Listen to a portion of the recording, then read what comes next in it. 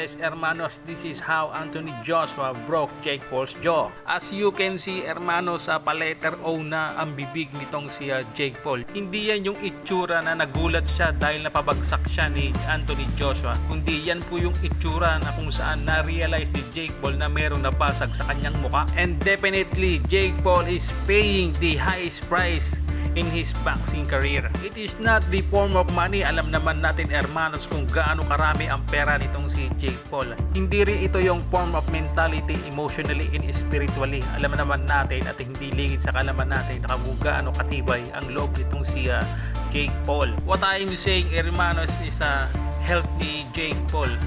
Physically fit pa ba siya to do this again?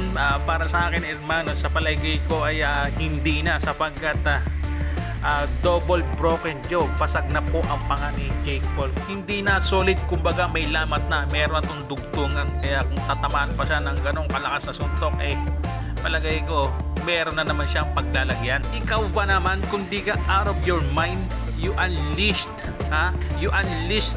you lured and you make fun of him, the Titans.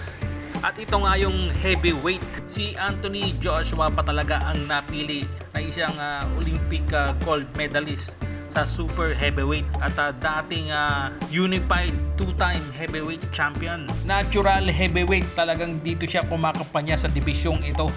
Tapos isang cruiserweight na katulad nga nitong si Jake Paul ang naghamon. Isa sa pinakadelikadong heavyweight titans ng boxing. At ito nga si Anthony Joshua. At ito na nga, what is the lesson na matututunan natin dito? I agree with Jake Paul na sinasabi niya about self-belief. Everyone's saying you're crazy for doing this. Why are you doing it? Why are you bringing this upon yourself? What is your response to those doubters? I'm here to show the world what's possible, to show kids what's possible with self-belief. That's what this whole fight is about. I'm here to change the sport. I'm here to inspire the next generation of athletes to chase their goals and do the unthinkable.